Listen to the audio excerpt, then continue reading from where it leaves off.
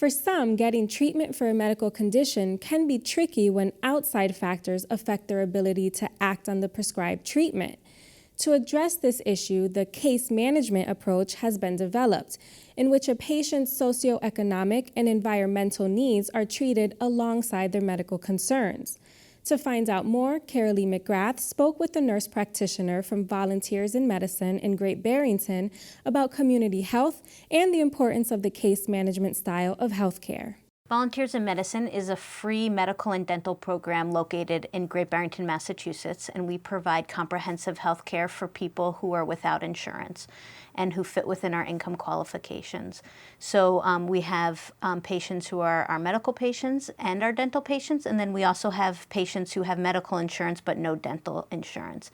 And our model is that if we can mobilize a group of volunteers, we can provide these services for free.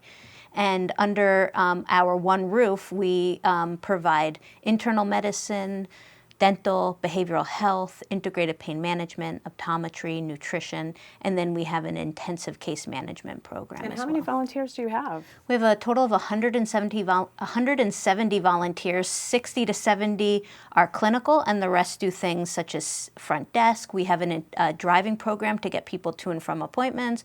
We have people who work on fundraising. But yeah, we have about half clinical and the other half are to support the operations of the clinic. And so this is a nonprofit that really started down south before coming up to Massachusetts, correct? Yeah, so it started in Hilton Head, and it started with a man who was driving and picked someone up, and realized when you have an economy that's based on tourism and things like the arts, you have a very large service group of people who are working in the service industry, and those people often don't have access to comprehensive health care or dental care. And so in Massachusetts, we know that most people do have health insurance. We are one of the, if not the first state to offer universal health care coverage for people, but we still have a percentage of people who are without insurance. They might have lost their insurance for a period of time. They might not be eligible for insurance, which are some people who are in our state. But our goal is always to evaluate, can we get people onto insurance and get them into the mainstream healthcare system? And for the people who don't qualify for health insurance, we do keep them as our patients. And I know that you work with other agencies in the Berkshires. Tell me about that model and how you're collaborating.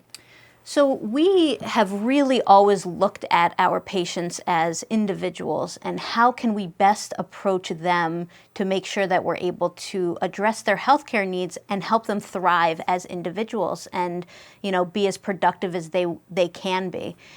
And there is a movement in the healthcare model all across the country to recognize that the clinical parts of healthcare are actually very small. So if you look at how we define health, only 20% is based on clinical. So, access to medicine and doctors and everything. Everything else is based on what we call social determinants of health or lived environment. Those things can be housing, education, environment, schooling, all of these other things that create somebody's health. So what we've been doing for the past 3 years is we have been using a community health worker, which is somebody who's trained to work within the community. They don't have a medical background, but they do have official training. And we've been using this person to screen our patients for all of the other aspects of their, housing, what I just spoke about, and then connect them with those resources in the community. And so when we know that, everything is siloed oftentimes and it's hard to access resources, and so how great would it be if someone can walk into a door and get hooked into housing or get hooked into childcare? So our clinic has been working with other agencies, Berkshire Community Action Council, Berkshire Health Systems, community health programs, Construct, different housing agencies, food banks, to actually create a network, a partnership of all of these agencies so that when a client walks into your office, you can then screen them and hook into all of these available resources, and then also follow up with a case management, making sure they got there, making sure they were able to complete their paperwork.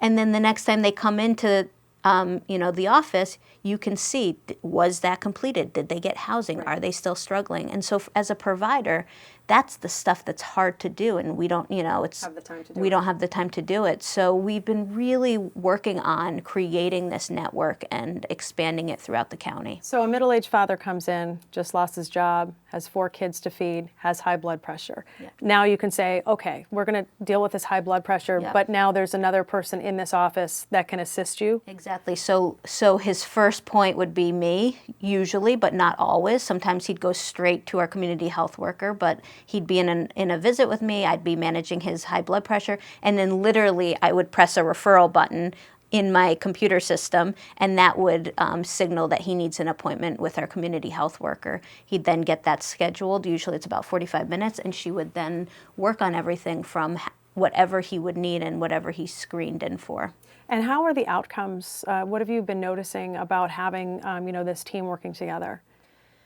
First of all, for the providers, it makes life much easier. Our health outcomes are better, so people are able to pay attention to what they need to for their own health. So if you don't have housing, I can't expect someone to pay attention to what they're eating and their exercise. So we have actually seen that people are able to focus on their health, and our health outcomes have been really positive.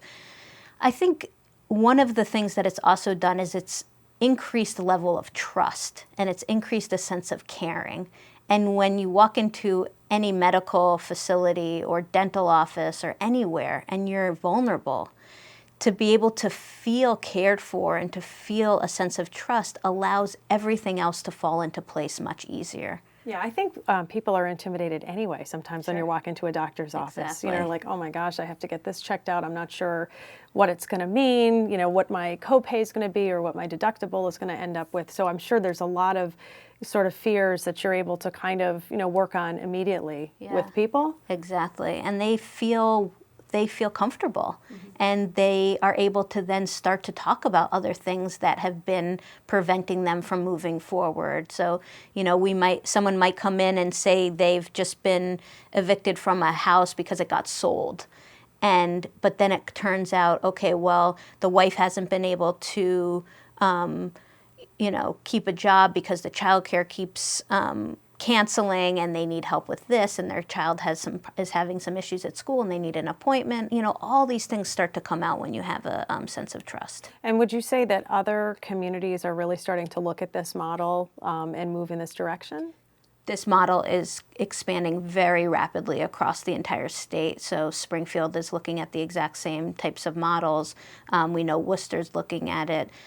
This is a growing movement, and the key now is to really figure out how to make these partnerships work, how to make the communication work, how to make any door the right door to enter into.